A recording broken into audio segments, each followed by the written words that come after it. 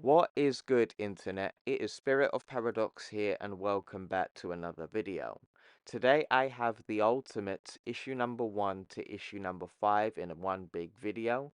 We are going to continue covering this series very soon, but I also wanted to make sure all of my new subscribers were up to date on the content. My videos were some of my first I ever did on the channel, so forgive me for the quality. I do plan on remastering this franchise maybe later down the line as well. But with all further ado, let's start The Ultimate issue number 1, Superhuman. So we start off in the North Atlantic in 1945, where you see a series of planes getting ready to deploy soldiers onto the next battlefield.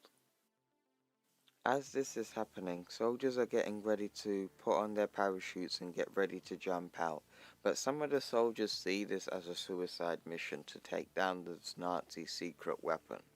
One of the soldiers though has hope and believes Captain America is that secret weapon, but a lot of them are just very disgruntled and really believe that they're not gonna make it home. One of the soldiers still has hope that they have their own secret weapon, and that is Captain America. Still disgruntled by the idea of that, Captain America is preparing himself and looking at a picture of his old girlfriend. One of the soldiers says, how is he going to be of any help to us when he's not wearing a parachute, when parachutes is something Captain America never seems to use in this universe. So if you've ever wondered why or where Captain America from the MCU gets the idea of jumping out of planes without parachutes, he gets it from the Ultimate Universe, specifically the Ultimates. As all the soldiers parachute down onto the battlefield, they are greeted to basically hell. There's explosions, debris, bullets flying everywhere, and people are dying. The soldiers are wondering where Captain America is, and one of the soldiers gets hit and they are needing reinforcements. Then we later on find out Captain America is still in the plane and is getting ready to crash it into one of the enemy bases so they could push forward. It is so much going on. The illustration and the art here is fantastic, I must say. This looks straight out of a Hollywood movie. But Captain America says over and out and crashes their plane into the base and finds a place to land safely. As all the soldiers are looking in shock and awe, Captain America is kicking all the Nazis' asses. And then we have one of the most iconic moments in Ultimate Universe history. What are you waiting for, ladies? Christmas? Man, Ultimate Captain America and his quotes. So he ends up pushing forward with his allies and break into the enemy base, and they go through loads and loads of soldiers.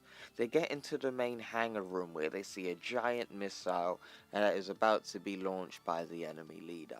With the German leader now knowing Captain America and his allies are in the room, he decides to push the detonation and sends the missile on its way.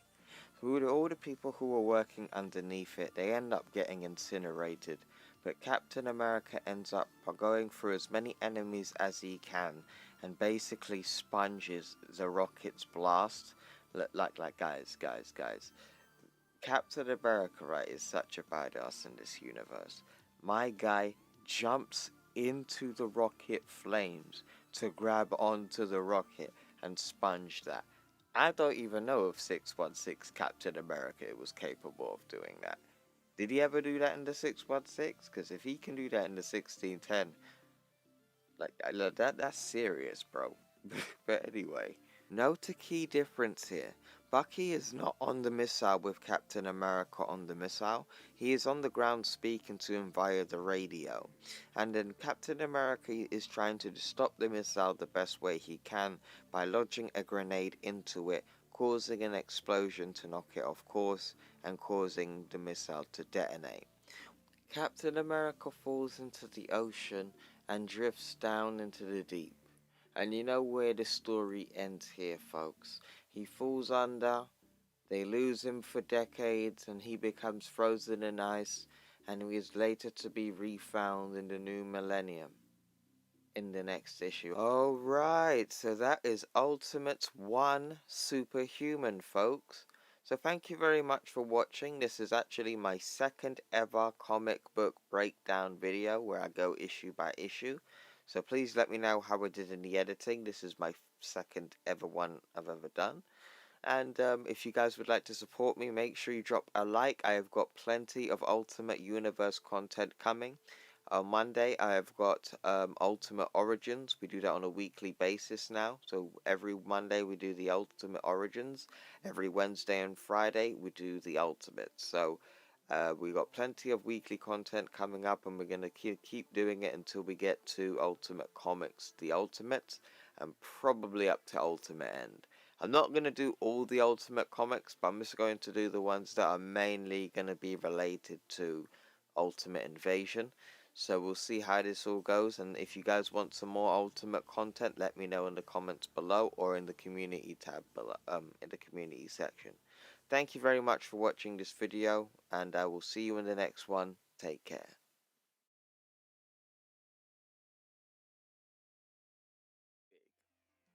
We start in modern day New York City with a deja vu, with a destroyed harbor.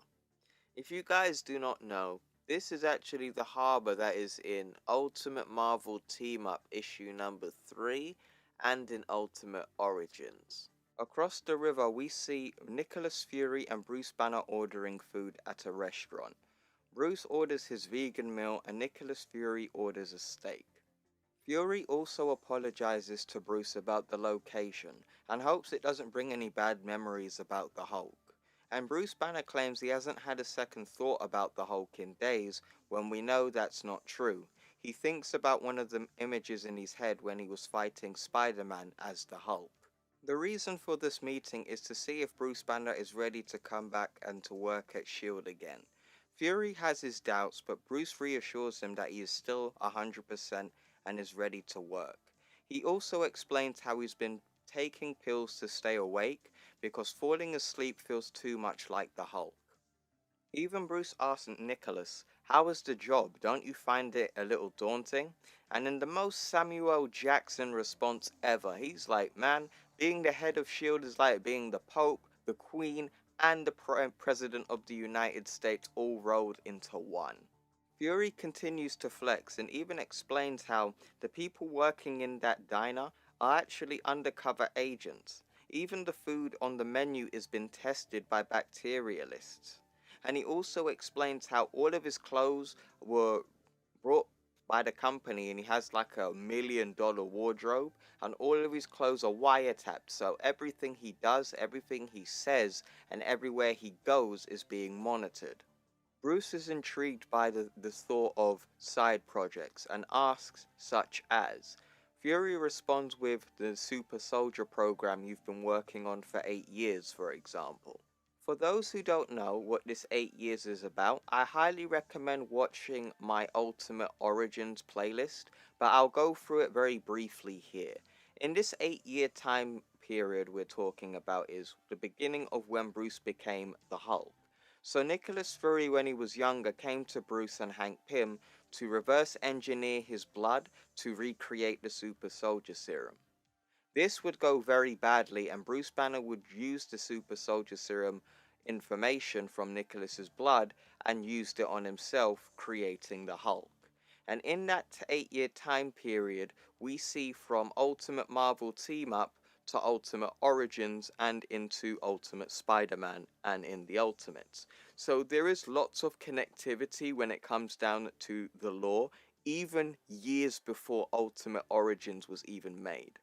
Fury continues with, what would you say if the president just authorized $150 billion cash injection into your plans for the new Captain America, Doctor? Bruce replied with, I'd say you are lying, sir. Fury and Bruce would talk about the history with Captain America a little bit more, and Bruce would also bring up the fact that the last time they tried to recreate the super soldier serum, it created the Jolly Green Giant inside of him. Bruce then asked the question, why would anyone in their right mind invest a nickel into the super soldier serum, or super soldier program, after what happened in Chelsea Piers, General? And the general explains, because we're living in crazy times, Doctor. Crime is becoming super crime. Terrorism is becoming super terrorism. Even the fattest and the most stupid politician on Capitol Hill realizes that the son of Star Wars is going to be useless against this kind of problems America is facing out there.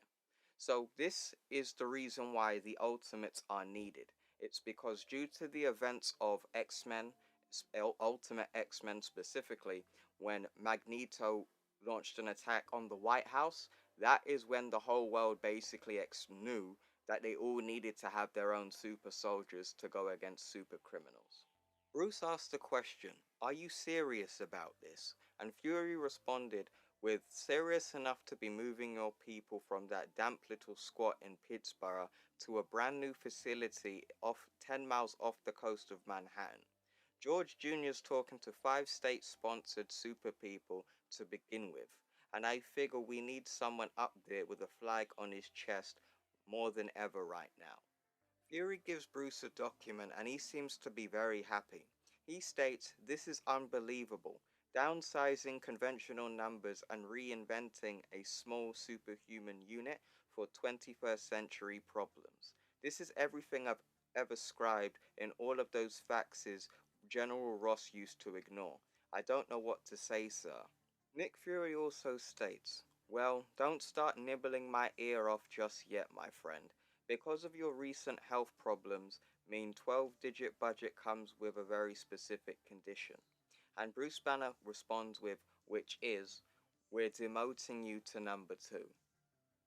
In the next page, we go to the Super Soldier Research Facility in Pittsburgh, and this is how we get introduced to Ultimate Wasp and Ultimate Giant Man. We see delivery men bringing boxes into a building and they're all covered in ants. In fact, the ants are all over the building when Janet Pym walks inside. Janet asks the question, "Am I losing my mind or are the insects helping with the removal, Jason?" Jason responds with, "I'm sorry, Mrs. Pym, but that information is classified. You'll have to ask your husband if you want to know about the details on the ants." So she goes into his laboratory and asks, "Ants?" And this is where we get to see Ultimate Giant Man controlling them in his lab.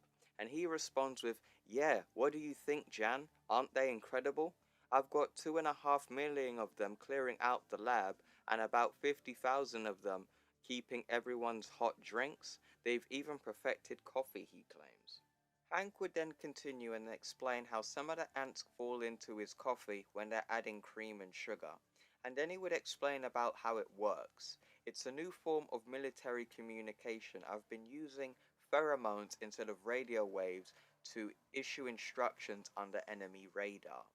And then human trials might still be a while away, but I'm pretty confident we're moving a few months from spiders."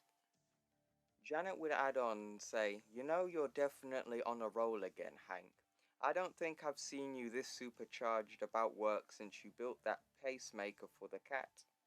Hank would then go on and say, "Tell me about it. I don't know if all of these electrical storms we've been having lately, or just the fact that we're moving out of this dump.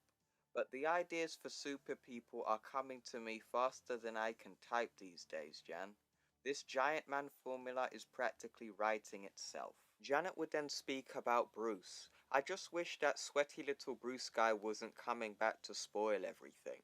And then Hank would respond with, "Don't worry about him, honey. Fury's keeping Banner busy on the other side of the complex with that Captain America serum he's been trying to crack for years." In the Ultimate Universe, some relationships are the same and some of them are different. The rest of the Ultimates don't really like Bruce as a whole, and especially with him having the Hulk. Loads of people talk a lot of crap behind his back but never say it to his face, because they all know they would have gotten the same treatment Herr Kleiser got. That's coming by the end of the run, by the way. Hank continues to be a cunt and says the only time you'll see the guy is at Christmas and presidential visits.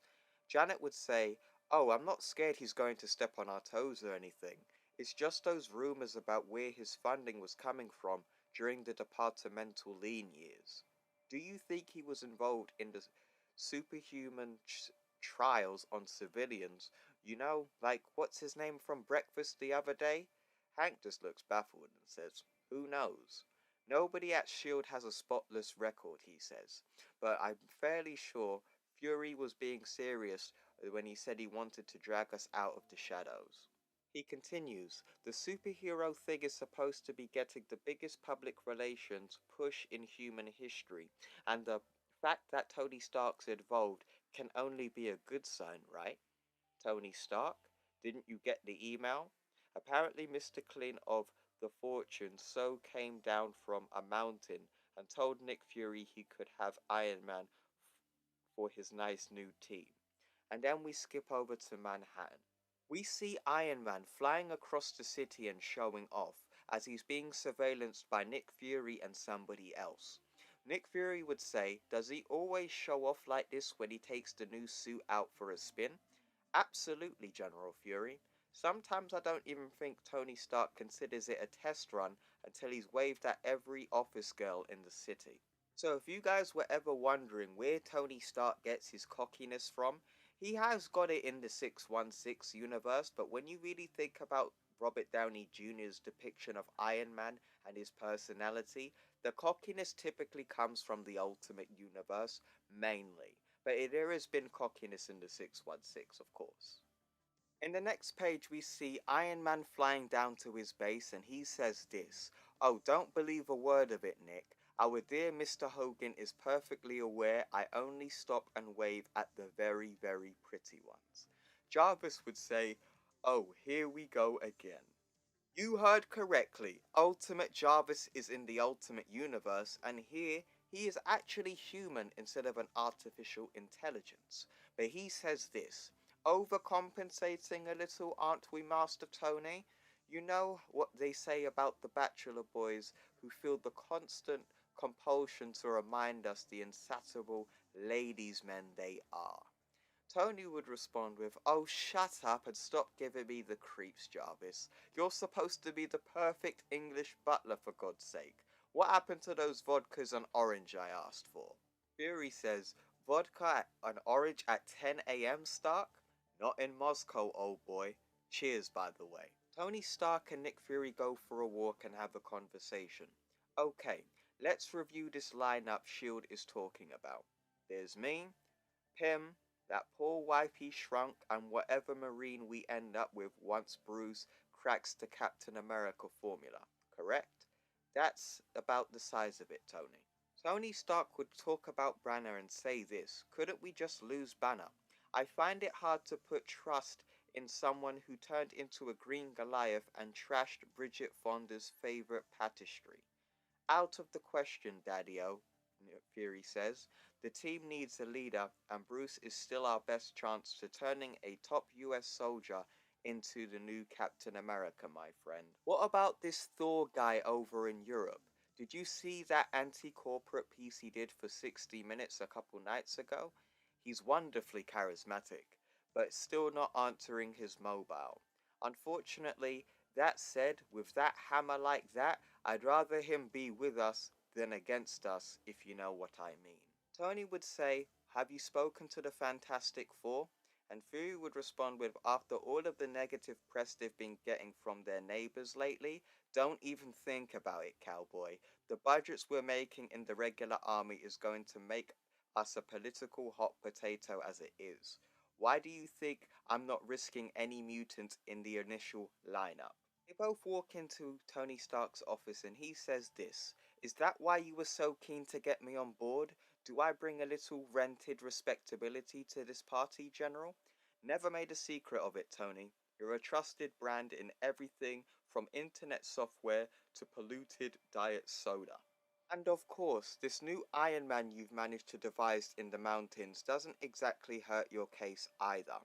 Light negativity thought, scramblers with a tracking system that could find a Democrat in Texas, this is everything S.H.I.E.L.D. boys ever fascinated about, man. Fury continues, the only thing we're losing sleep over right now is why you changed your mind sharing the Iron Man tech with my big bad military industrial complex.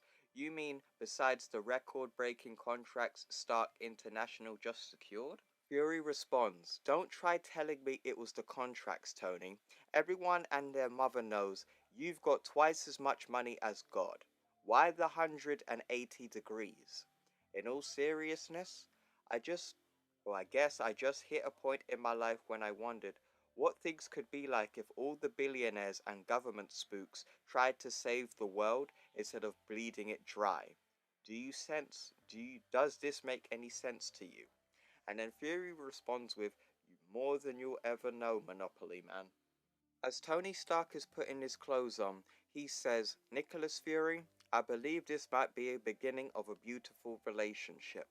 And then he gets a call. "Sir, it's Pepper on the front desk. Your helicopter's waiting on the roof." We see Pepper Potts at the front desk giving Tony Stark his schedule for the day. And she says afternoon schedule is lunch with the president, that takeover meeting with Marconi, and at 3 p.m. is drinks with Miss Cameron Diaz. If you don't know who Cameron Diaz is, she is a famous Hollywood actress in real life, and she is also in the Ultimate Universe. Only as a reference, though. Then Tony would respond to her by saying, "Tell the pilot the elevator ride to the roof is 1 minute and 42 seconds, Pepper darling." And then in the next panel we see Nick Fury say, "You're a very, very strange individual, Master Stark." And he would respond with, "Really? I hoped being worth 350 billion on paper might qualify me as eccentric, General Fury." In the next page we go to the Triskelion Upper Bay, Manhattan, and we see a fighter jet flying past the Statue of Liberty. In the next panel, we see Janet Pym greeting Dr. Bruce Banner and says, "Nice to see you again, Dr. Banner. Would you like a hand with your luggage? It looks kind of heavy." "No thank you, Mrs. Pym. I might not be the Hulk anymore, but I think I'm more than capable of carrying a few books and a laptop." Janet would say, "Suit yourself," but then she would ask more questions towards Bruce. "So what do you think of the new facility? I know it's only half finished, but this is a million times better than the rat hole in Pittsburgh. How have you managed to work all of these years in that place without going nuts? I'll never know."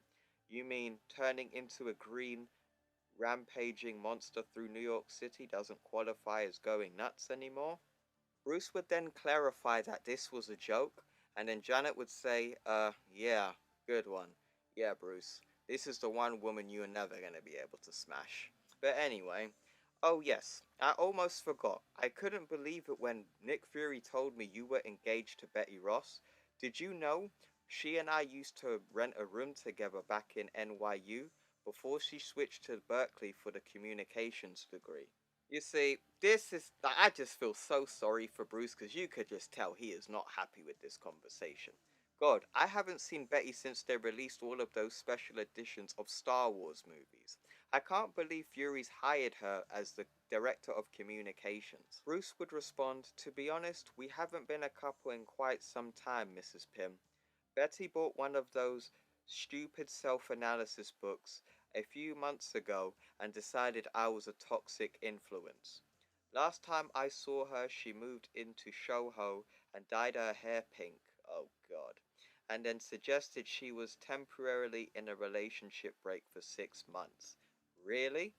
I can't imagine why. Like, why is everybody such a dick to Bruce? Like, and you wonder why he does what he does in issue number 5. In the next page, we see Bruce not looking happy with a message saying this.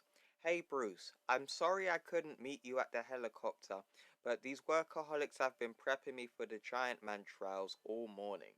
As I said, Bruce is not looking happy right now. At all. Somebody in the room says, "Yeah, right, like we were going to make any of the decisions around here."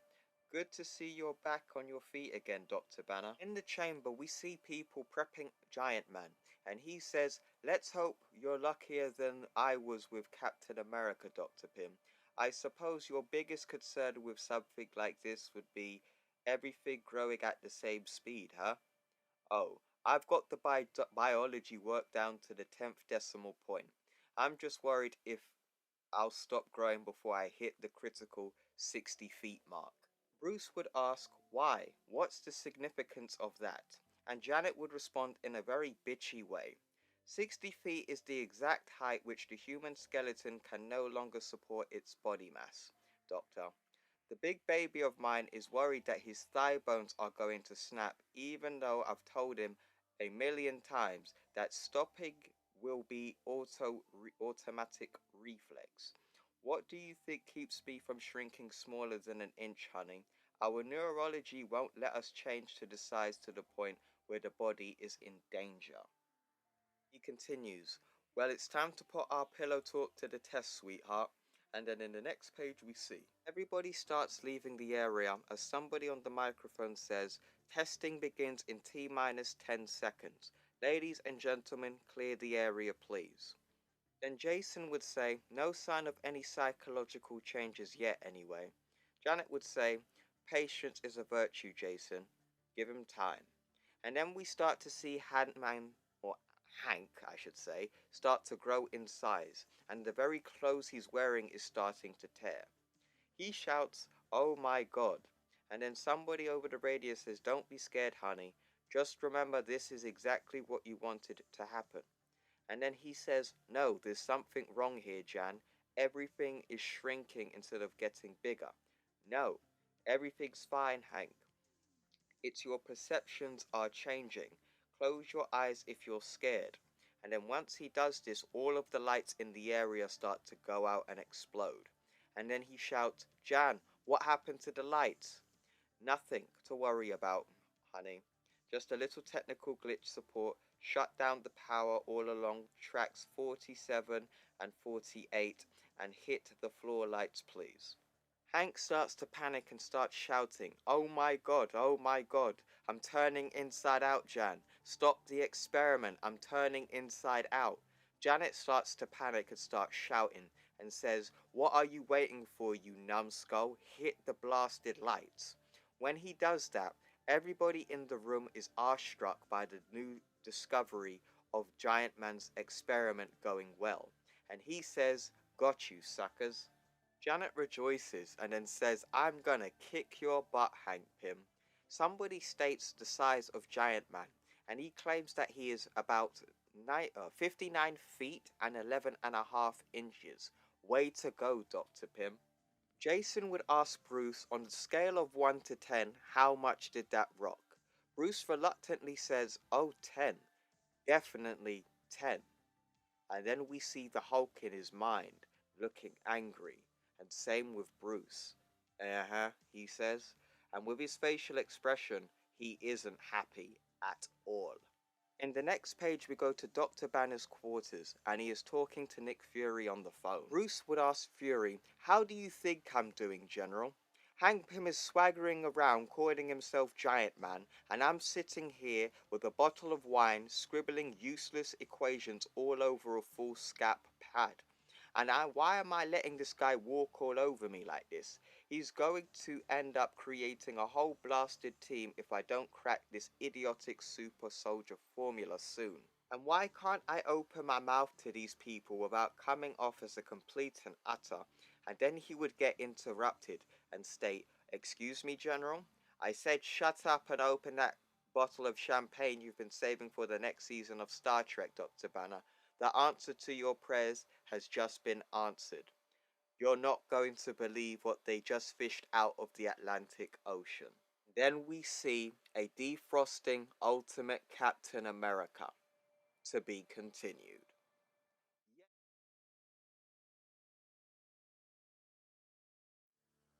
We begin with Giant Man walking over some ladies in the countrysides of England, and he says, afternoon, ladies. We also see that he is not alone, and Janet Pym is taking photos or recording him, seeing how he's doing in his Giant Man form. Janet and Hank would go back and forth for a little bit, and then she would ask him, how are your pupils holding up in direct sunlight?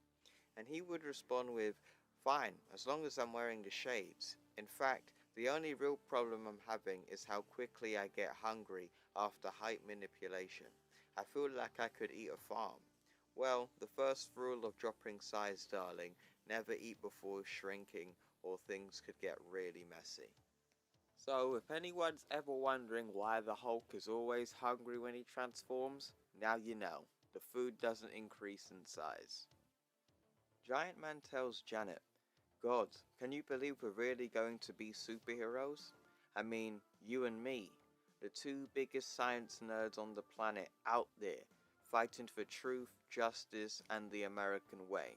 If you guys don't know what that quote is, that is Superman's quote. How much does this make up for all of those years we never got picked to play for the high school sports teams? Janet says, to be honest, I'm really just looking at Nick Fury's Ultimates thing as a fresh new start for me and you, Dr. Pym. And then her phone starts to ring, and then she says, oh, can't they give us a minute to ourselves? Giant Man asks, anything interesting, sweetheart? And then Janet just looks transfixed, and we all know what this means. And Giant Man asks, Jan? In the next page we go to a SHIELD facility, and we see General Fury talking to Tony Stark, and he says this. In 1945, the world's first genetically enhanced soldier disappears in a nuclear blast 500 miles off the coast of Newfoundland. 24 hours ago, a small team of marine biologists found him perfectly preserved in a block of ice, and this Captain America hasn't aged a frickin' day. Now, you try telling me the significance of this find is anything short of monumental, Tony. If anyone here needed a sign that we're doing the right thing by reinventing the Super Soldier program like this, then finding Steve Rogers has got to be it, right? Tony responds, it's like something out of a Joseph Campbell book, General Fury. Our country's greatest hero coming back in an hour when we need him the most. I'm glad I got 50% on the merchandise rights. Fury then says, man, Bruce Banner must feel like he's reviving Santa Claus on that table down there. Oh yeah, she sure as hell does, Fury. I'll wait till issue number 5. Captain America starts to wake up, and the first person he sees is Bruce Banner. And Bruce Banner says, Captain America, my name is Dr. Robert Bruce Banner, and I am the new assistant principal of the Super Soldier program you joined in 1942. The gentlemen behind me are industrialist Tony Stark and head of SHIELD and International Security, General Nicholas Fury. Bruce tries to reassure Captain America by saying, I know how this must look, but really, you are really among friends here, sir. And we see loads of soldiers arming their weapons at him. Captain America finally starts to speak and says, what in God's name is going on here, mister? What happened to the Nazi nuclear facility? We were dropped into a sabotage. You neutralized it, Captain. The mission was a success, and the Allies won the war, but were not without a price, I'm afraid. I think you better brace yourself for this, soldier, Nick Fury says. Steve asks, how long have I been out, Doc? And Bruce says, actually, that's what we wanted to talk to you about, Steve. We're still not sure if this was suspended animation or just an unsuspected side effect of the super soldier serum, but... And then Steve will just get angry and say, would somebody just give me a straight answer here? And then Bruce and Nick Fury and Tony as well talk among themselves and then give him an answer. 57 years, Captain. As soon as Steve Rogers heard that, he wasn't having any of it. He just starts beating the crap out of everybody in the room. He straight up knocks guys out of the room by the door. He starts to disarm Nick Fury and he says, yo, sorry Fritz, the accents are flawless, but you really should have done your homework. The highest ranking black man in the US Army is a Brooklyn-born captain I grew up with. And then the soldiers in the room are like, hit him with the tranks, hit him with the tranks. And then Captain America just straight up picks up this plate and uses it as a shield to deflect most of them. And then he's like, for the love of God, Banner, I thought you said we'd be lucky if he was strong enough to talk. So I guess I must have dropped a decimal point somewhere, Mr. Stark. And then basically Steve Rogers busts out of the laboratory and starts sliding down the building.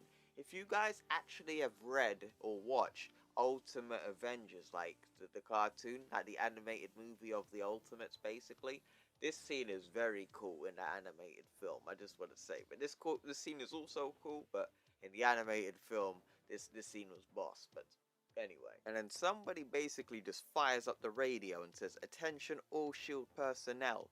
Captain America has escaped. I repeat, Captain America has escaped. Follow drill practice 703 and initiate containment procedure." And then people are like, "What?" And then they see him go by and they're like, "You have got to be kidding me." And you see bare soldiers in cars and vehicles just shooting at Captain America trying to catch him. And then someone says, "Well, do you want to take care of this or will I, Mr. Pym?" And then Giant Man comes in and stops the situation by giving Captain America a giant high five into a car, and then says, "The situation's well in hand, Mrs. Pym." And then Bruce is like, "Holy jeez, like, yeah, I sure as hell would be." And then Tony Stark's like, "Well in hand? Are you out of your mind? You just killed Captain America, you idiot." And then Giant Man's like, "Relax, Stark, he's still wiggling. It doesn't matter how many times you do this stuff, Pym. It still makes me want to heave every time I see it." Bruce would add, "I guess this little trauma was all the evidence I needed that the Hulk was out of my system, huh, Dr. Pym?" And then she would say, "Don't sound so disappointed, Dr. Banner."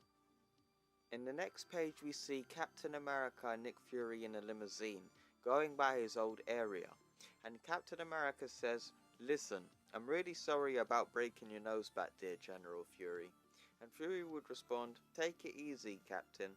This nose has been smashed more than Robert Downey Jr. So yes, people, that is a Robert Downey Jr. reference in the Ultimate Universe. He is about in that universe. The General continues, "It's you we're worried about right now, soldier. Are you absolutely sure this is the right time to put yourself through something like this, man?" Steve says it real. "Sir, I just found out my fiance's married to my old best friend, and they've had 4 kids and 7 grandchildren. Let's be realistic here. There's never going to be a good time." And Nicholas Fury is like, "Fair point." Steve asks, "How did Bucky sound on the phone?" Fury would respond with, "Like an old sick man who just found out his best friend is back from the dead. The guy's got cancer, so be easy on him, huh?" And in the next page we get Old Man Bucky. So yes, Bucky Barnes in the Ultimate Universe does not become the Winter Soldier, and he does get old and has a relatively normal life. Fury even says to him, "Hole in one, Corporal Barnes. Now, are you gonna invite us in for some coffee, or do I have to pull my gun on you, old timer?" They go inside, and Barnes says, geez, I'm sorry, fellas. Here, let me take your coats and you guys go grab a seat in the living rooms. And, boys, run upstairs and tell your grandma they're here, okay?" Fury would say, "Much obliged, soldier. Interesting little place you got here, by the way. You take all of these pictures yourself?" Bucky would say, "Oh yeah, those were all of the old front pages from the Times and the Post, but they put me to pasture close to 18 years ago now, General. Gail and I just take care of the eldest daughter. Sharon's 2 boys, 3 days and a week so she can get back to work." And he turns round, and then he starts to cry. And then Bucky starts to recognize Steve, and they have that moment of shock. And then Steve says, "Bucky, it's me, you numbskull." And then Bucky just runs up into his arms, hugging him. And then Steve says, "What did I tell you about those stupid cigarettes, kid?" And they have a great moment here, I must say. And then he says, "Oh, Stevie, I'm so embarrassed. I wish the ground would just open up and swallow me whole. I swear to God, Steve, I swear to God, we thought you were dead." Steve says, "I feel like Rip Van Winkle, Bucky. All I did was blink, and the whole world just left me behind. Mother of God, it's like you just stepped out of an old photograph, buddy. Where's Gail? Steve asks. Still upstairs getting ready, I think. Boys, I thought I told you to tell Grandma to come downstairs to see us. She says she doesn't want to come down, Grandpa. She's just sitting on the stairs looking out the window and crying. Bucky starts heading upstairs and says, Gail, what the heck are you playing at, honey? The guy is standing right here in the hallway. And then she says, I don't care. Tell him I changed my mind. She says, why should I listen to him? He never listened to me. I told him they were going to destroy us the minute they started pumping chemicals into his body. But he wanted to look like a movie star. Oh no, being an ordinary person was never enough for him. Steve says, Gail, please, I just want to see you for 5 minutes. And she says, not like this you don't. Not like this you don't, Steve. Believe me. Next we go to a cemetery and we see Steve Rogers and Nick Fury there. And we find out this is actually the gravesite of Steve's parents. And Fury says, Father, Joseph Harvey Rogers, died February 18th, 1954. Cause of death, acute microbial infraction due to coronary thrombosis. And I don't know how to pronounce that word, my apologies. Mother, Sarah Alicia Rogers, died March 12, 1967. Cause of death, coronal or chronic obstructive lung disease. Brother, Douglas Lincoln Rogers, died February 19th, 1972. Cause of death, cerebral hematoma due to hypothalamic insufficiency. Sorry, apologies there, people. You sure you want me to keep going, Captain? And then Captain says, they're my family, sir. I need to know what happened to them. Did Douglas ever have any kids? According to this, Douglas Lincoln Rogers survived by 2 children from first marriage. A son who was shot dead by narcotics officers and a daughter who's married, currently living in Ohio and working for Pacific Bell. Would you like us to arrange a reunion? Transport could have you in Ohio by 1800 tonight. Steve says, what's the point? She doesn't even know me.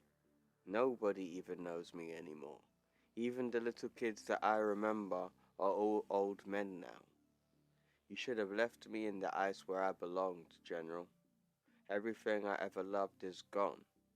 And Fury says, not everything, Captain.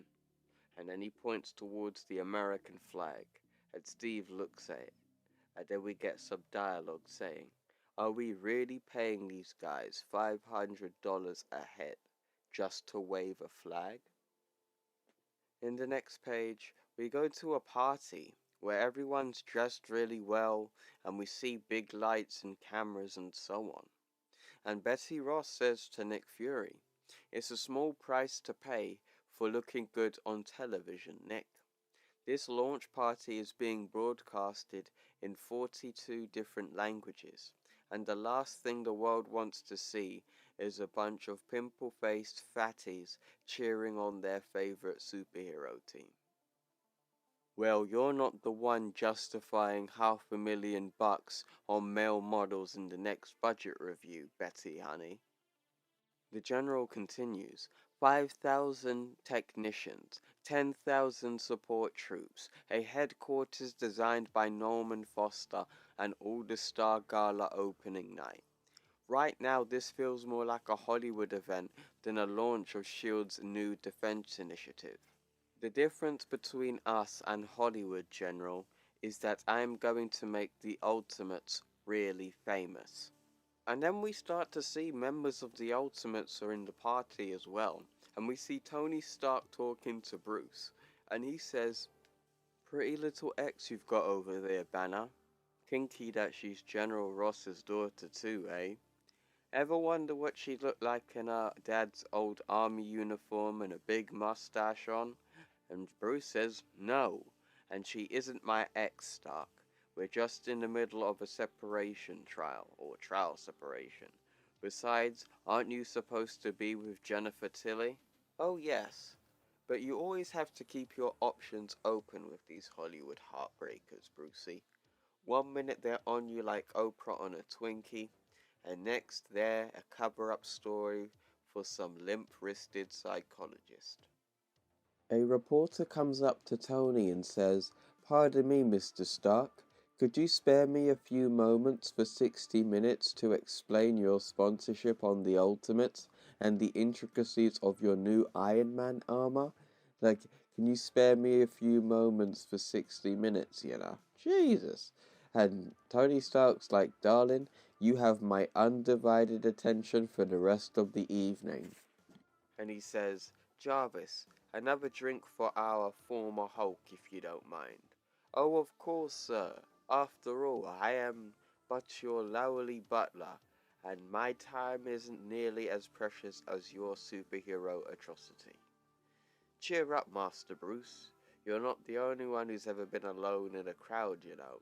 Next, we see Hank and Janet Pym talking to General Fury and the President of the United States, and Hank says, "Kevlar costume, Captain America jet, Captain America tank. I feel like I'm playing with my old G.I. Joes again, Mr. President. I haven't had this much fun in years.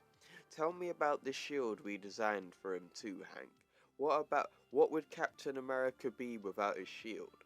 The President asks Fury, "Is he as strong as you expected, General?" "Stronger, sir." "Is he smart?"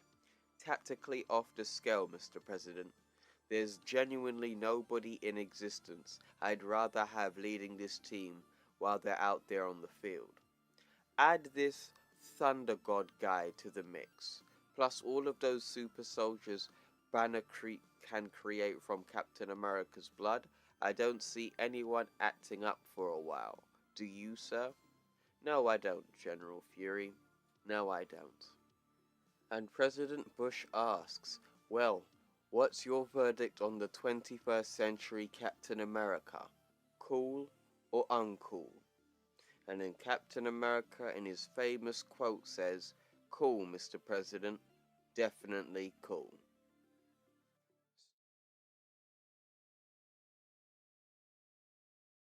Thunder. We begin on a space station orbiting Earth, and we see Tony Stark with astronauts being televised on the Larry King Show. Tony says, "Sorry Larry, could you repeat the question?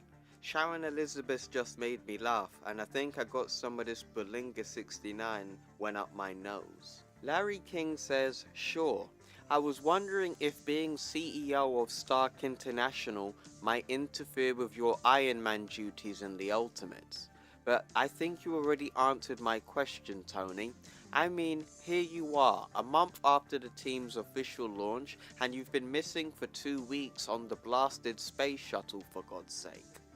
Tony says, "Well, first of all, this shuttle thing for Shannon's birthday was booked ages ago, and despite what they say in the papers, I don't like disappointing beautiful actresses. Secondly, I've worked an 18-hour day since I was 10 years old, and as you're perfectly aware, I get very, very bored when I'm not doing 15 things at once." Larry responds, "But don't you think you're needed on the ground right now, Tony? All of this cash being diverted into superhuman forces is creating a lot of friction with the military brass. Can you seriously justify a $50 billion headquarters off the coast of Manhattan when there's only been one notable supervillain attack in American history? What is another 10 years before someone like Magneto comes along, supposing it never happens again?" Then we find out this whole live show was being broadcasted across the entire nation of America, and Tony Stark responds with the greatest respect, "That's the craziest argument I have ever heard, Larry. Isn't that like refusing to take out medical insurance because you can't ever imagine yourself getting sick?" And then Larry would respond, Okay, what about this accusation of the idea of supervillain threat was only stirred up by your media interest and now you're just creaming off all of the big government contracts? Then of course, there's the problems you've had finding super people for this amazing world beating team. Isn't it true that, despite having Captain America on board, none of your 20,000 technicians have able to duplicate the old super soldier serum running through his veins? Tony Stark claps back and says, well, in response to your first point, getting people to sign up for the most dangerous job in the world is always going to be a challenge, Larry. That said, we are talking to the Norse god Thor, and Hank Pym is already working on a unique artificial intelligence with a variety of extra normal abilities. As for the super soldier situation, of course we're disappointed Bruce Banner hasn't delivered the goods, but Captain America is the most dangerous man alive. Are you seriously telling me we're going to need two of this guy to win a fight? Bruce Banner overhears this, and he ain't happy at all. In the next page we go to New York City, and we see Steve Rogers with Janet Pym, and he's buying clothes with her, and he says this, "Thank you for helping me pick out new clothes, Jan. You really seem to know your way around these new boutiques." "Well, my mum used to be a designer, so I guess shopping's in my blood, Cap. Besides, I was getting tired seeing you showing up in meetings in a pork pie hat and bell buttons." Steve makes a dig at Hank Pym and says, "I just hope that husband of yours doesn't mind you spending an entire afternoon with a strange man." And she says, "Oh please, 2 cappuccinos and a look around some shops is hardly grounds for a divorce these days. You're not in 1845 anymore, Buster." Steve's like, "Tell me about it. $250 for a pair of slacks? I didn't make that much in 6 months when I joined the army." And Janet's like, "You really crack me up, Mr. Captain America." Jan continues and says, "I mean, here you are, all cheekbones and six packs like some Calvin Klein model, but the second you open your mouth, you sound as ancient as my dear old dad." Steve's like, "To tell you the truth, I've probably got 10 years on your father, Jan." Now there's a creepy thought. So, how did things go with your old fiancée? Did she find it easier to talk over the phone than she did in the flesh? And Steve says, actually, the heart-to-heart the other night was with Bucky, but he said Gail might join us for a bite to eat when we get together for a beer later in the week. Steve opens up and says, "Waking up from a 50-year sleep and finding your best friend's married to your fiancé wasn't exactly easy for me, but it must have been twice as hard for Bucky and Gail." Cap straight up asks, "What do you say to someone you love when you've had 5 entire decades to get used to the idea of them being dead?" Jan responds and says, "Well, I think Fury's right, and the best thing to do is to take things nice and slow, Cap. I'm sure it helps living near a few of your old army buddies too." Steve and Jan both walk into an old broken down apartment building, and it's covered in graffiti. And she says, "But surely you could rent somewhere a little bit more upmarket with all that lovely money they're paying us for the Ultimates thing?" And then Steve says, $600 a month for a 1-bedroom apartment is more than enough, thank you very much, Mrs. Pym. "Well, I just hope you invested some of that cash you don't like spending on some big unbreakable locks," Jan says. And then Steve responds, "Besides, I've lived in this neighborhood my entire life. I'm not going to pick up the stakes and move just because some drugged out little wise guys are hanging around the front door." And when they get to the apartment room, it's really sad because the front door of it is busted. And then when they walk in, Steve just looks sad, man. Like really sad. Like everything he's ever known and loved is either died or it's become so old to the point where he can't relate to it anymore. And it's really peak because like we never really got this in the 616 with Captain America, but in the Ultimate Universe, they really do demonstrate that Captain America truly is a man out of time. And then in the next page we go to the Triskelion and we see Betty Ross giving Bruce Banner a bollocking. And she says, Steve Rogers' quarters were breached? Who do they think they were behind it, Bruce? The Arabs? The Chinese? Actually, he reckons it was a bunch of kids who lived across the street. He's heading over there to kick their butts right now, Betty. Bruce continues and says, Poor Cap. He spent all of last week trawling flea markets to piece together his old record collection, just for some idiot to just pour paint all over it. And then Betty, being a bitch in this universe, says, Gee, that's really tragic, Dr. Banner, but right now I'm a little more concerned about the televised training exercise nobody's bothered to show up for.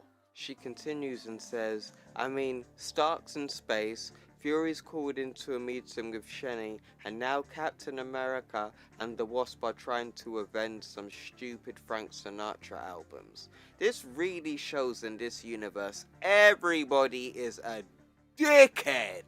And then Betty continues to say, as far as the media are going to be concerned, we're promoting a super team consisting entirely of Giant Man. And then we could see in the background loads of people are taking pictures. And one of them says, okay, how about we try a shot of you holding one of those big jets over your head, Dr. Pym? And he says, to be honest, they actually look kind of heavy, guys. What if I do something to my back? For a lot of you guys who don't know, this is actually the start of how Bruce starts to lose his mind and just starts to break down. And this woman is so cruel to him. Like, check this out. This is what she says. My God, Bruce, wasn't it bad enough that Hank and Janet Pym had you demoted without letting everybody down with the super soldiers too? You should be losing your mind about not failing to crack the super soldier serum. And he says, what are you talking about, Betty? This is me losing my mind. Betty completely ignores what Bruce just said and interjects and says, and what the heck happened to that former Olympic archer Fury signed up last week? I thought Hawkeye was scheduled to make an appearance today. Bruce responds with, he's on vacation in the Maldives. He said this was the only week his girlfriend could get off work, and since this wasn't technically an emergency, Betty interrupts him and says, oh, for God's sake, the hacks are going to eat us alive for this. You moron, I thought you were clever. Was the only thing you could actually do. And then Bruce says, I'm sorry. She says, well, sorry doesn't stop me from looking like an idiot, does it? Just make sure Fury gets Thor on the team tonight, or this temporary break we're on becomes something more permanent. Like, yo, what a bitch! And in the next page we go to Norway, and this is when we get introduced to Ultimate Thor. And we see all of these people rallying together, and then we see a shield helicopter getting prepared to land, and loads of people are wondering who it is. And then we see Nick Fury and Bruce Banner come out of the helicopter. Fury climbs out the chopper and says, somebody hasn't been answering my calls. And Thor would respond with, then perhaps that certain someone is not remotely interested in anything you have to say, Nicholas Fury. I hope you are not here to arrest us for our recent involvement in the World Trade protest, General. As always, your lackeys are in the media, completely misreported what was merely a peaceful demonstration. And Fury claps back with, Thor, if I was here to arrest you, I think I'd be packing a little more than a regulation shield automatic and a trusty Swiss Army knife, Norse boy. And then Thor responds, this must be about the tempting job offer to cut my hair and sign up for your United States Marines, eh? And then Bruce decides to get involved, and he claps back at Thor and says, the Ultimate isn't an army, mister. They're a team of superheroes we assembled to take care of post-human problems the armed forces can't handle anymore. And Thor's like, oh, it matters not whether you are wearing capes or combat boots, little man. You are all just thugs in uniform who will smash any threat to corrupt the status quo. Thor continues and says, go back to your paymasters and tell them that the son of Odin is not interested in working for a military industrial complex who engineers wars and kills innocents. Your talk might be about supervillains now, but it's only a matter of time before they sent you to kill for oil or free trade. And Bruce is just like, oh, for goodness sake, how can these people just sit there and listen to this son of Odin garbage? Fury is telling Bruce, take it easy, Banner, but he ain't having any of this. He's like, no, these people have a right to know the guy that they're following around is a delusional crackpot, General. He continues and says, you're not the new Messiah. You're just a crazy old ex-nurse who had a few nervous breakdowns 3 weeks short of his 13th birthday and spent his 18-month in a lunatic asylum. You might make a fortune from your lecture tours and your trashy self-help books, but you don't fool me for a second, mister. I have your secrets right here. And Thor is like, "Ah, and I have your secrets right here, Dr. Banner. Have you told Betty Ross that you cry yourself to sleep every night? Or are you too busy fantasizing about hurting the Pims for stealing your old job?" So you're probably wondering why Bruce is taking so much disrespect from people and not turning into the Hulk, even though he's turned into the Hulk in Ultimate Origins.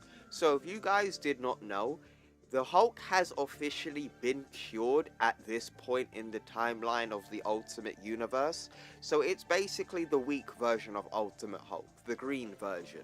In the Ultimate Universe, the green is normally the weaker and the grey is normally the stronger, so it's opposite compared to 616. But the Hulk has been cured, but he will come back in the next issue, and they do explain how. So if you're wondering why, like, yo, Bruce, you're taking too much disrespect, turn into the Hulk and smack somebody up, he ain't got that power as of right now.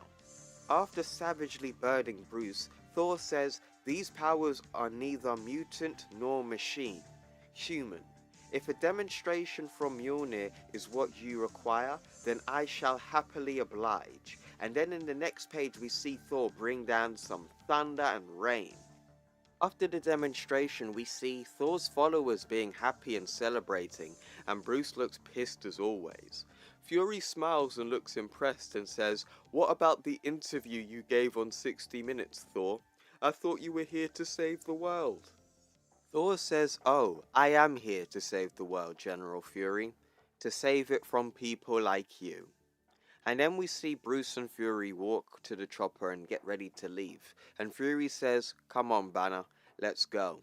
And Banner says, we're obviously wasting our time here. And they leave. In the next page we go weeks ahead, and we are in the recreation room, and we see members of the Ultimates talking to one another. And this is where the Ultimate Universe gets its meta moments from. I'd probably say this is probably the most on-the-nose moment in the Ultimate Universe. So, the Ultimates basically are out of work at the moment. They don't have the Super Soldier Serum, they don't have Thor, and they don't have a supervillain to fight. But Nick Fury says that the Ultimates have been optioned to be in a movie by Betty Ross, and they're trying to get a free picture deal with Brad Pitt to play as Captain America. And then Steve is just sitting there like, who's Brad Pitt? And then Soy Boy Hank Pym interjects and thinks that this whole movie is going to be a disaster. And he asks Nick Fury who he wants to play as him. And Fury responds with, Mr. Samuel Jackson, of course. That's not even an open debate, Dr. Pym. So yeah, if we all know the joke by now, that Ultimate Nick Fury is based off Samuel Jackson. And you know the little fun fact about this? Samuel Jackson was actually going to sue Marvel for this, and then eventually they came to him and asked him like, yo, would you like to play as Nick Fury in the movies? And then he was like, cool, and then he never sued them in the end. But a little fun fact about that, originally Samuel Jackson was not happy about this. The team gives their recommendations, like Tony Stark should be played by Johnny Depp. I think that would have been a really cool choice. Like Matthew McConaughey playing as Giant Man. nah, nah, I don't think Matthew McConaughey would like that role. And then Lucy Liu to play as Janet Pym, and she wasn't very happy about that because she tried to say, what, you think because all of us Asians look the same, and so on and so forth. And then she says, like, what, you got Bruce Lee as your backup? And then Steve Rogers is just sitting in the corner, has no idea who Bruce Lee is at all. And then Hank decides to be a jerk even more and tries to give his recommendation for Bruce Banner. He says someone who's bug-eyed. Janet says maybe Woody Allen or the creepy kid from The Sixth Sense. And then Nick Fury even interjects and says, nah, Gina Davis or the guy in the golf pants from Stuart Little. And then that's when Bruce Banner hears everyone making fun out of him and they all have that awkward moment. Yeah, he definitely cried his way out of there. But Hank finally found out his answer and he says Steve Buscemi. In the next page we go to Manhattan and we see Bruce Banner on the phone to Betty in a phone booth. And he says, Betty, glad your phone wasn't switched off or anything. There's something I've got to tell you and it's really important. And she says, Bruce, is that you? Listen, I really can't talk right now. I'm in the middle of dinner with Freddie Prinze Jr. Betty starts blabbering on about the movie deal with the Ultimates. And then Bruce says, Betsy, will you shut up? We don't have much time here. I've done something stupid again and I think you're in serious danger, sweetheart. And with that one sentence, instantly knew bad news and her concentration's at 100%. And she tells him over the phone, Bruce, I want you to calm down and tell me exactly what you've done wrong, okay? And then he responds to her and says, I just felt bad that I wasn't able to crack the formula, so I mixed Cap's blood with the Hulk serum and injected it into myself, Betty. And she's like, what? Why would you do that? And then Bruce tells her over the phone, well, the way I rationalized it, it was turning myself into the monster and giving everyone something to fight was the only way I could stop my live stream from going up in smoke. And the last thing he says to her, but the God honest truth of the matter is, I just missed being big. And then she says, Bruce, and then the phone drops. And then the transformation has begun, people. An ambulance finds Bruce and they say that he's in cardiac arrest, and we see two doctors are trying to resuscitate him with those charging machines. Sorry, I don't know what they're really called. And these paramedics are really trying to keep Bruce alive, and they're using that chargy thing on his chest a good couple of times. They finally come to the conclusion that Bruce is beyond saving, like he is on the way out. And then they move their attention to how slow the car is moving. While this is all happening, Bruce just opens his eyes and he shouts out for Betty in his Hulk voice. And everyone's like, what? Like, bro, you literally just died and they're trying to restrain him. And then one of the nurses is like, yo, this guy is stronger than he looks. Like, yeah, fam, look at his shoe. That my man's toe is bust out of his shoe. Like that ain't no good thing, big man. If I ever see something like that, it's either my man's a werewolf or he's a Hulk. As Bruce is transforming into the Hulk, the driver is like losing control and he's shouting out like, what are you guys doing? What are you doing back there? And then we see the Hulk shout, get out of my way, you moron. And then the ambulance just tips over. And then we see the Hulk bust out of it and we see his silhouette. And then he shouts, Hulk want Freddie Prinze Jr. News of the Hulk's rampage makes it to S.H.I.E.L.D., the Triskelion and the Ultimates, and everybody is getting ready to take the Hulk on. And when I mean everybody, I mean everybody. S.H.I.E.L.D., all of its soldiers, helicopters and so on, and the Ultimates. Wasp and Giant Man tried to shift blame to one another when they were both involved in this whole situation and did cause this. Tony Stark says, look, I don't care who said what. All I know is one of our guys has gone AWOL and we better get out there and put some kind of plan together. And then Captain America says the plan is simple, Tony. We just hit him until he drops. And that's the end of issue number 4 of The Ultimates.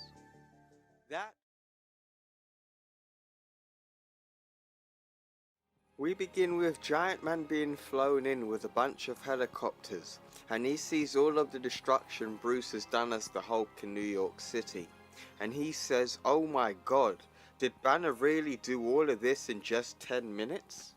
In the next page we go to General Fury, and he says, according to the sat pics, he's murdered dozens of people, drunk a truck full of beer, and right now he looks like he's stealing a huge pair of pants from a fat corpse Giant Man.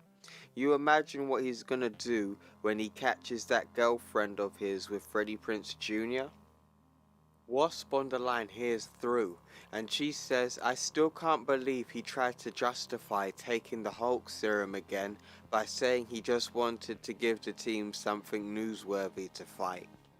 Still, at least this little antidote he left out for us seems kosher enough, right down to the little adamantium-tipped needle." Iron Man says, "All completely useless of course, unless we get close enough to inject him. Any word back from Thor? Just got an email saying he'd be happy to help if President Bush doubles down on the international aid budget, Iron Man." And then he says, "Wonderful, so we're effectively out here on our own, right?" Captain America says, 4 against 1 is still pretty good odds, Stark. Besides, I haven't lost a fight since 1942, and I have no intention of losing one now. And then we see the Hulk causing mayhem in Manhattan, shouting for Betty. But I can't lie here, people. This is one of the most creepiest images of the Hulk I have ever seen. Like, one-eyed closed, shouting at the top of his lungs, fingers looking all crooked and shit, and just leaping towards the camera. Like, yeah, bro. Like, they were trying to go for a savage look here, and they did that with flying colors. The Hulk jumps and leaps onto a building, causing it to shake, and we see all of the windows breaking open. And he's climbing up towards Betty Ross and Freddie Prinze Jr., and we see them trying to get away from all the broken glass. And as the Hulk is climbing up the building, he shouts, "Get away from Freddie Prinze Jr., Betty. You're supposed to be Banner's girlfriend." And then we see Betty on the phone saying, "Oh my god, he's found us, Nick. That deranged little freak's figured out where Freddie and I were eating." The Hulk shouts, "Banner too much of a woman for you, Betty? Maybe it's time you gave Hulk a try, huh?" And then all we see is Betty on the phone shouting at the top of her lungs saying, "What do you mean sit tight? Can you hear what this lunatic's saying he's going to do to me? I want Captain America down here now, Nick. I want Tony Stark and every freaking super weapon he's got." The Hulk shouts, "Hulk's gonna get you no matter who they said, Betty. Hulk hornier than a..." And then he gets interrupted by Giant Man's hands. Giant Man manages to get a grip of the Hulk, and he says, "Oh, for God's sake, shut up, Banner. You're giving science a bad name." Then someone on the radio says, "Base to ground team. Captain America wants everything cleared from Battery Park to Harlem. I repeat, clear Battery Park to Harlem so they can soften up the Hulk and deliver that antidote, guys." And then Giant Man decides to make the biggest mistake of his life and tries to calm down the Hulk.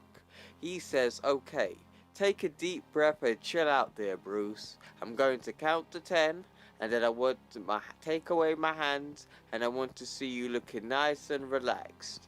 Is that clear enough for you, little man?" And then the worst thing happens. Hulk bursts out of his fingers looking pissed off, and then he jumps right onto Giant Man's face. Wasp is shouting like, "Hank," as if that's gonna do anything. Sorry, Wasp. This beating was well overdue. I have no sympathy for Giant Man. You violate Ultimate Bruce, the Ultimate Hulk violates you. Simple as that. So, the Hulk is still beating the crap out of Giant Man, and Giant Man's just falling through buildings at this point. And the Hulk shouts, "You will always make Banner look like an idiot in front of Betty, Pym. Now, that's why Hulk's gonna tear your head off, and then use your skull as a toilet bowl. And then we hear Iron Man, oh my god, he's going to kill Hank, somebody back him up, somebody back him up. And as the Hulk is getting ready to tear a Giant Man's head off, Iron Man saves him by blasting him into the next room. Moving at jet speed, Iron Man with the Hulk says, take it easy Jan, I've got him Nick. I need a big empty building I can slam Banner into. What can you do for me? Evacuation crews are clearing out everything within a 3-mile radius, Tony. Give me 10 more seconds and I'll punch up a zip code for you. Iron Man says, 10 more seconds and this lunatic would have peeled his way to my G-string, General. I need something now. Fury on the line says, Grand Central has just been evacuated. You're good to go. I repeat, you're good to go. And then we see Iron Man slam the Hulk into Grand Central Station and he says thank you. Wasp attends to the reinforcements outside and she says, okay, Iron Man's just bought us 5 minutes to downsize my husband and attend to his injuries, gentlemen. Fire Team 12, I want those vehicles cleared on the left hand side. Science Crew 1, he's going to need 200 mils of that shrinking hormone. In the next page we go to Iron Man fighting the Hulk, and Nick Fury is talking to him over the radio and he says, Tony, it's Nick. We're minus visual for 30 seconds. Give me a sit rep, man. Are you okay in there? And as he's blasting the Hulk, Iron Man says, are you kidding? First the silo door jams and they take 8 minutes to launch me. And now the sights in this thing are knocked 6 inches to the left. The Hulk shouts, shut up, dog breath. And then Nick's on the radio shouting, Tony.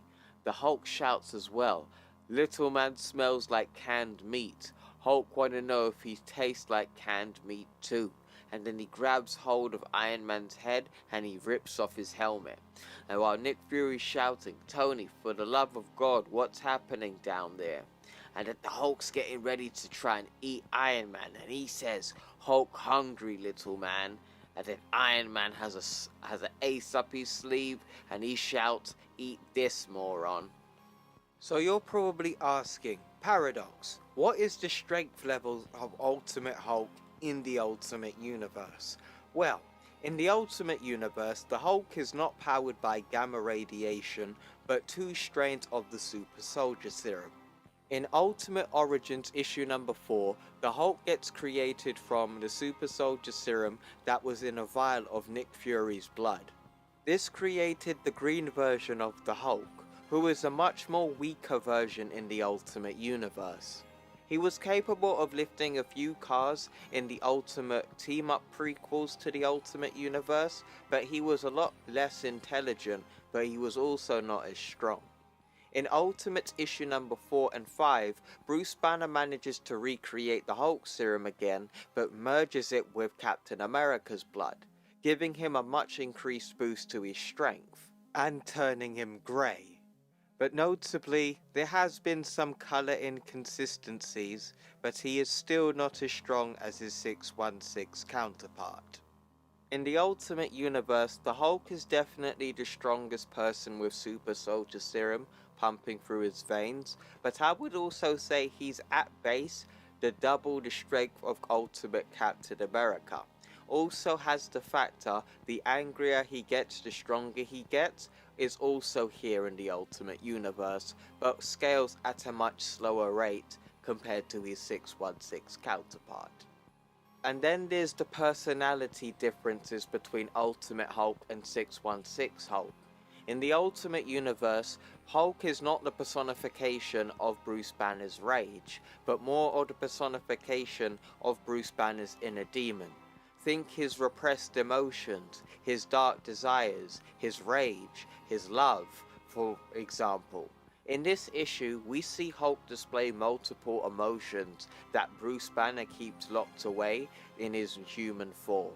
So when you see Hulk display jealousy towards Betty Ross, or hatred for certain members in the Ultimates, that's not the Hulk. That's Bruce's actual demons towards these things being let out.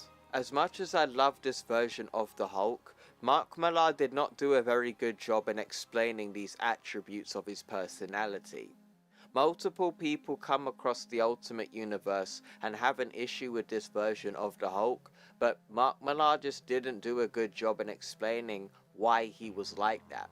Even to this day, people bring it up and they still don't know why Hulk is like that. So in my opinion, if most people don't understand why the Hulk is like this, then you didn't do a very good job in explaining it, in my opinion.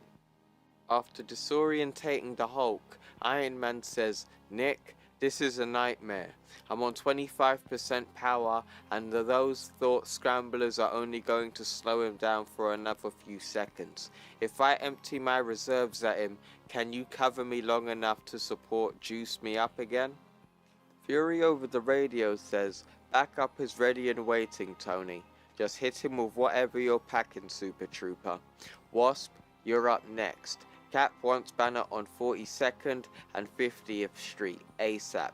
You copy?" The Wasp says roger that, as the Hulk gets blasted out of Grand Central Station onto the streets of Manhattan. The Wasp gets the Hulk's attention by showing off her rack, and she says, "Hey Banner, Betty Ross got a rack as nice as these?"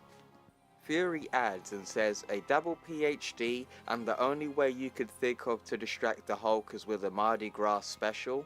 And then Wasp responds with, "Oh, give me a break, Nick. It worked, didn't it?" And Tony was listening to that conversation, and he says, "It worked like a dream, darling. I swear to God, 5,000 blondes flashed before my eyes back there." As Wasp is distracting the Hulk, she says, "Nick, it's Jan again. For God's sake, say Cap's ready to relieve me, because I really don't think this guy is gonna go down with a stupid little wasp sting." And then Nick Fury says to her, "Cap's ready to relieve you, Jan. Fall back." And then she flies away from the Hulk and get a good distance away, and then this strike hits the Hulk, leaving this blast in the street. And then Captain America comes in a battle tank, and he says over the radio, "Shock absorbers are working beautifully, General. Tell the boys in the tech division they did a bang up job." And then Fury tells him, "Just watch your rear end there, Captain. Eye in the sky heat tracers are picking up movement beneath your underside of yours." Captain America says, "Relax, soldier. Everything is going exactly as planned." And then he looks behind him, and then we start to see the Hulk tear into the tank as if it was made out of toilet paper. And then he straight up tears Captain America out of it. And then they start getting into the nitty-gritty fighting, people. Captain America doesn't hesitate in landing some haymakers on the Hulk. He punches him in the nose, he kicks him in the balls, he uppercuts him with the shield, and he lands him on his ass. As much as I love this fight, it gets taken out of context a lot here. People run off with the idea that Captain America is stronger in the Ultimate Universe because of what he does to the Hulk here. He really isn't. I would say he's right on par with 616 Cap. It's Ultimate Hulk here who's weaker. Hulk is not powered by gamma radiation in the Ultimate Universe, but two forms of super soldier serum. One from Nick Fury's blood that created the Hulk in his green form, which was significantly weaker than the form that he is in right now, and then he mixed the serum that created the Hulk and mixed it with Captain America's blood, making him stronger and grey. Not to take away anything from Captain America, but he is fighting a much weaker version of the Hulk here.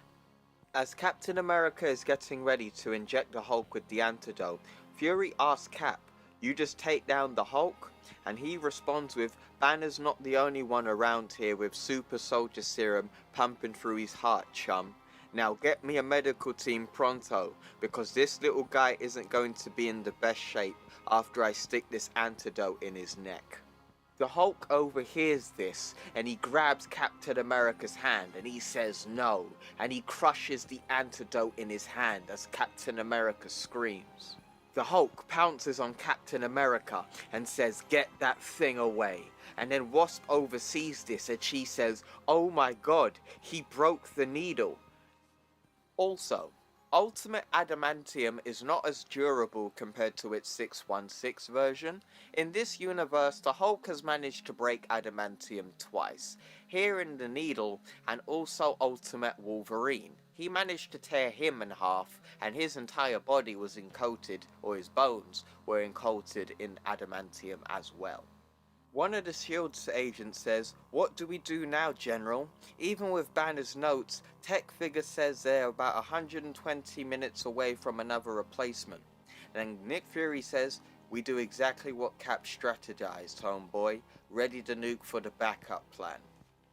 As the Hulk is pounding on Captain America, he shouts, "Hulk thought you were different, but you're just as bad as the rest of them, Rogers. Hulk is gonna smash your head open and suck out the yolk, you ugly piece of crap." As the Hulk is getting ready to kill Captain America, Fury shouts on the radio, "Fury to all points, Fury to all points, defend Cap, I repeat, defend Captain America." And then lightning comes down from the sky and then saves Captain America by hitting the Hulk, sending him flying. And then we see General Fury say, "What in God's name?" And then somebody else says, "Is that Thor?" And then Thor arrives just in the nick of time to save Captain America from the Hulk. And he comes down with Ultimate Mjolnir and he's ready to deal some hate towards the Hulk. Ultimate Thor holds nothing back, and he pummels the Hulk so hard until the point he makes a crater into the street. Debris is flying, lightning is everywhere, and cars are flying. And Thor just doesn't seem to stop. He just seems to be swinging and swinging, and then he stops and says, "Your jaw is broken, your ribs are cracked, and one of your lungs have just been punctured, Banner. Have you tasted enough of Mjolnir yet?" And then after all of that hard work, Hulk is just like, "Nah, Thor's hammer just made Hulk horny for Betty again, hippie." And then Hulk sends Thor flying with a single punch. After seeing Thor go flying, General Fury says, "Okay, the more we antagonize this creep, the stronger he seems to get. So Captain America wants us to fall back and reserve initiative, boys and girls." Betty Ross and Freddie Prinze Jr. are getting on a plane to evacuate the city, and Nick Fury updates Captain America and says, "Cap, this is Nick. Prince and Ross are in the air, buddy. I repeat, the honey trap is in the air, just like you requested. Over." And then we see the Hulk fighting Iron Man and Cap, and Captain America says, "Roger that, General."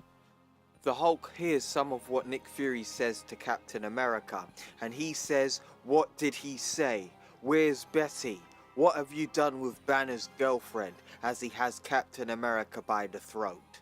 Captain America says, "She's in the air, meatball," and as he bites down on the Hulk's hand. The Hulk looks up into the sky and sees the airlifts flying away from the city, and he shouts, "Betty." He tosses Captain America aside and he starts jumping and bounding across the buildings trying to get to Betty Ross, and he shouts, "Get back here, Betty." The Hulk manages to get onto the helicopter and he shouts, "Don't leave Banner alone again," as the airlift is shaking and everybody inside holding on for dear life. The Hulk is hanging on by the end of the helicopter and he shouts, "Freddie Prinze can't love you like Banner does, Betty. Betty is all that Banner has." And then we go back to the ground and Thor asks, "What do you think you're doing?" to Captain America. And then he responds with, "What does it look like?" luring Banner out to sea in case we're forced to opt for the tactical nuclear assault, of course. Thor says, "You're using them as bait?" But Captain America keeps his cool, and he says, "Only if the other three plans I have on standby take a dive." Wasp, are you inside Banner's head and ready for the assault plan 3 yet, sweetheart? As Wasp is crawling inside the Hulk's head, she says, "En route to his frontal lobes, Captain. The one part of Banner's body that's still as soft as human as we are." Fury says, "You mind filling us on what's going on here, Wasp? Is this some kind of lobotomy you're cooking up or what?" And she says, "No, Just a little wasp sting to the portion of his brain that makes him big, bad and angry, General. The wasp finally crawls to his frontal lobe and then she says, "Wish me luck." Captain America's plan goes off without a hitch and the wasp disorientates the Hulk. Betty Ross shouts for Bruce as he falls away from the airlift, and then she says, "Oh my God, Bruce," and then we see the Hulk crash land into a harbour. Captain America and the Wasp make it to where the Hulk crash landed, and they're greeted with Bruce Banner, and he says, "Don't hurt me, please." They get closer to Bruce as he reveals his plan, and he says, "I was only trying to help. This was all a part of the plan, you see. I was trying to come up with a menace you could all get together and fight. You do understand, don't you? I mean, I hope you aren't going to punch me or kick me or anything, because I really couldn't handle that kind of thing right now, Cap." Captain America says, "Don't be ridiculous. Why would I hit you, Bruce? You're a part of the gang, for God's sake. A part of the team. I just came here to make sure those cuts and bruises of yours get the proper attention, pal. Now come here. Let me take a closer look at that big gash on your cheek." And then Bruce Banner says, "But I haven't got a big gash on my cheek." And then Captain America kicks Bruce in the face. And then he says, "You do now, son. Dig out a straitjacket in a size 34, General. We're bringing him in."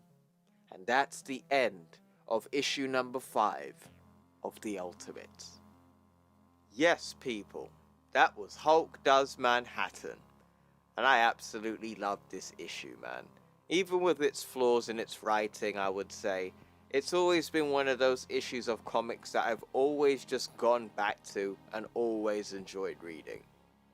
So, now that we've got to issue number 5 of The Ultimates, we are going to be taking a little break on this run, and we're going to be covering Ultimate Spider-Man now. I know it's been taking a very long time for me to get there. I know, sorry, I've just been really busy in personal life, but I'm going to be getting to it real soon. We're going to start that along with the second episode of Dark Ultimates next week. But thank you very much for watching, folks. I hope you guys enjoyed this video. If you guys are fans of the Ultimate Universe, this is the channel you want to be on. I'm going to be uploading content about the Ultimate Universe onto the channel, and I'm going to be doing this as a lead up to the upcoming event, Ultimate Invasion, which I've been covering here on the channel, that is set to release June 21st this year. And I'm going to be covering that story on the channel as well, so make sure you like, share and subscribe. Thank you for all of your continued support, and I will see you in the next one. Take care.